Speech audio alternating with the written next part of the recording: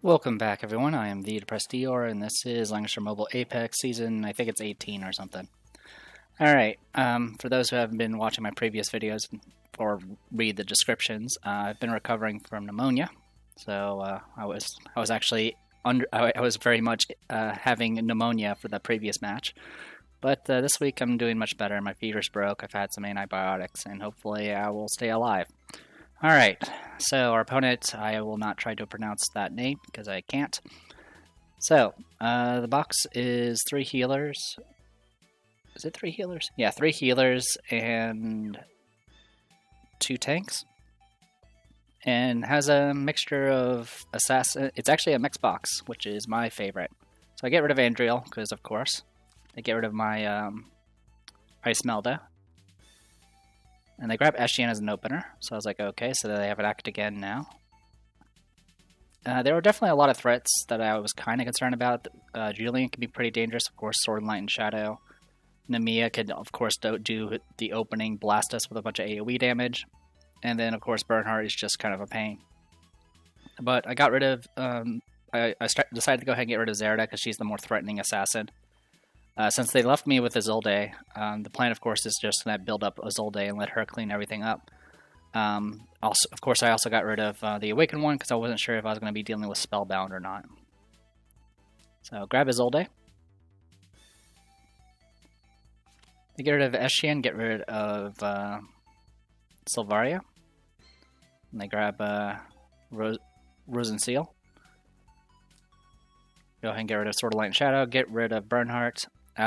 Like I said, Julian can do some assassination and kind of be really annoying with his AoE, but I was pretty confident that I was going to be able to endure him over anything else. So at this point, like, most of this stuff is annoying, but not devastating. So I go ahead and grab Liana, even though I still have 4 healers, because I really wanted that act again. I go ahead and start banning my tanks. They grab Otto and Kelmo. So I was like, alright, get rid of Julian, get rid of Namiya.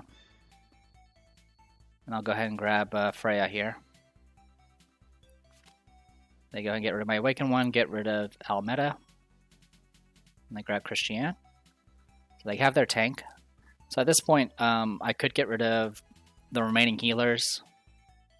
They have 1 more DPS and they have 1 more tank. So for this, I went ahead and just banned... what's her name? Celica. Sorry about that. So yeah, I went ahead and banned Celica because I don't want to deal with the self-resing nonsense. Also, she does have cooldown reduction. Like, looking at what's here, they have an S18 and they have Auden Kelmo. That's kind of all they have for DPS. Because I, of course, was going to ban Leon. So the potential is possibly doing some AoE shenanigans with Auden Kelmo and just constantly doing cooldown reduction. Either that or doing a lot of single target as a potential. Liana providing an act again can be kind of dangerous on top of S18, but if they commit that much, more than likely I'll probably have a way of countering it in most cases. So yeah, I went ahead and grab Grinshield, just to make sure I have as much DPS as possible. They go ahead and get rid of my healer and my tank, leaving me with Rosenseal and Namiya. So I actually go with Rosenseal just to kind of ensure I have enough healing potential to endure whatever's coming my way. It also will give me crystal stacks, so that'll help ensure that I don't get debuffs on Freya, because her Redeemers will only self-res if she doesn't have a debuff. Alright, so Liana here is Mage class, which is fine by me. Has Wind Bloom Chanters, act again, summon Sky Archers, and heal. So Sky Archers have gotten a lot better. I think it's with the exclusive. It's either the exclusive or the... oh yeah, it is probably from the exclusive item. Makes it so Summon Sky Archers can actually know Prayer. So they can actually be pretty nice for the additional healing. That being said, it's probably a little redundant for this particular box that they're against me, essentially, because I'm not going to be doing AoE damage. I'm just going to be one-shotting these units one at a time. We got Rosenseal, also Mage class, with full heals and Fighting Monks. We got Christiane here with pretty much her standard Christiane set with Fang Guards. Auden Kelmo went single target, has Fireball and Oracle from Beyond, as well as her 3C, and has Fairy Spirit Prophets. And Eshian has her exclusives and Star Prismas. Alright, and then over here we have Grin Shield with a Butterfly. Has her Cold Shield, 3C, and Air Slash with War Falcons. Liana, Standard Kit, Act Again, Heal, 3C with Windbloom Chanters. Freya, we have 3C, Crystal Spike, and Heavy Shield with Redeemers. Resin Seal, all heals with Shrine Maidens. And then Isolde, all of her exclusives with Star Prismas. So really, the game here is just kind of being patient and waiting for my opponent to make a mistake. And if they don't make a mistake, well, my Isolde will get powered up and I'll kill all of them anyway.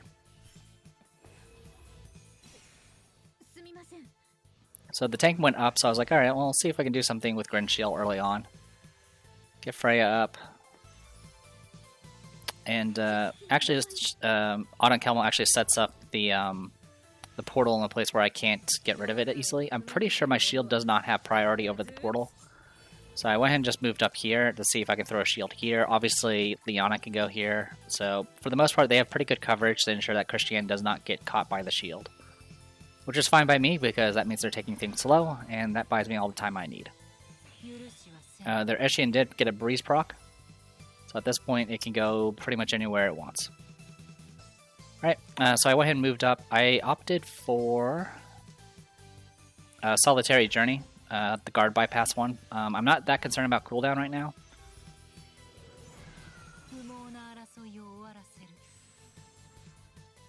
Yeah. So the thing that's a little bit annoying is these portals do affect people that are non-flyers, and even though I have flying-like movement on Isolde, she is actually classified as ground troops.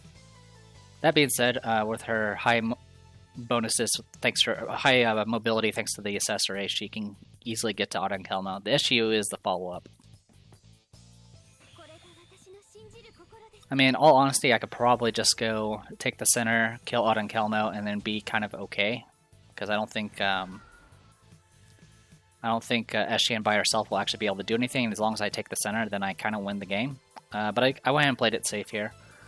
So yeah, Liana pushed forward, but then threw a Sky Archer in the cross shape to ensure that Christian doesn't get hit by the shield.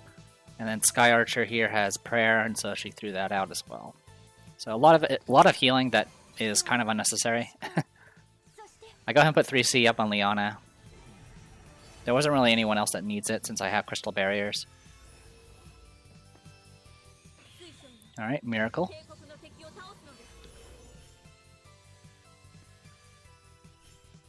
So I go ahead and move up, and I'm like, alright, I'll throw my Miracle just to get set up for that.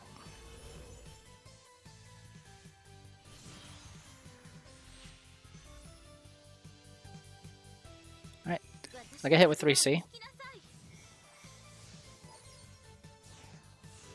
Autumn Kelmo doesn't have a buff. It wasn't even strong enough to break the shield, which is pretty impressive. So yeah, didn't really do much of anything. It did most to Liana of all people, so I went ahead and just threw up Crystal Healing anyway, just to get some additional passive heals. Got some AoE damage reduction on Autumn Kelmo there, not a big deal. I'm kind of just passing turns right now. I have Isolde, so I can be patient and just kind of wait to see what my opponent does. The biggest danger is essentially like a back-to-back. Autumn Kelmo blasting with, Oracle from Beyond, followed by Eshian, then with Act Again to kind of just blast Freya to the ground. But to do that, they would have to get exposed at this point, because, yeah, Autumn Kelmo can safely do Oracle from Beyond, hit the portal, get back, and then Eshian does have a self-res, but beyond that, they don't really have the tools to kind of do back-to-back blasting until they get closer. And my opponent's not pushing forward. So yeah, at this point I was a little confused. I'm guessing the intention here is to try to get through all my turns before they, so I don't have some sort of healing follow-up.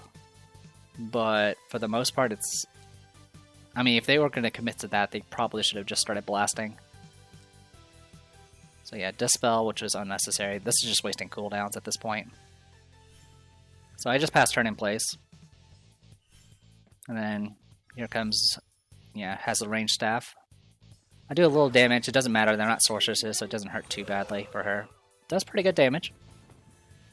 It is doing extra damage because it's near near a portal. And then I do some damage after the fact. And then she's going to teleport and use the, yeah, do all that. So I go ahead and just heal. And then the passive heal from her talent in 3C will just heal her back to full. And then at this point, S18 comes in. And I'm not sure why. Like, it's already clear. Like, I have undone all the damage.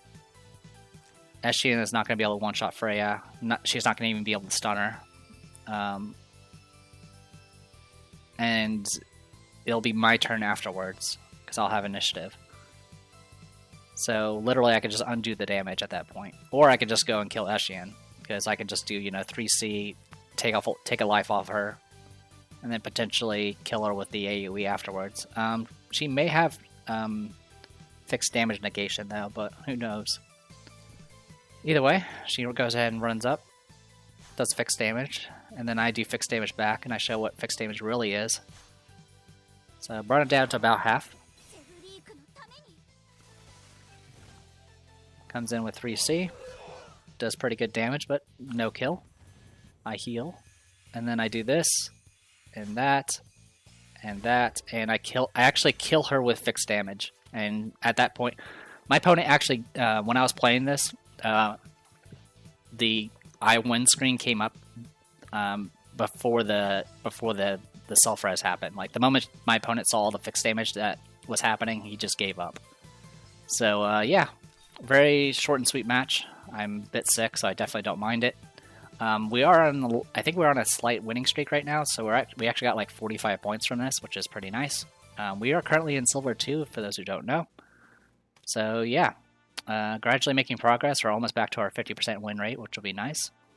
And yeah, sorry for the short and sweet match, but for someone that's been recovering from sickness, I will take it. So, I am the Depressed Dior. This was Langrisser Mobile Apex Season 18, and I'll see you guys later.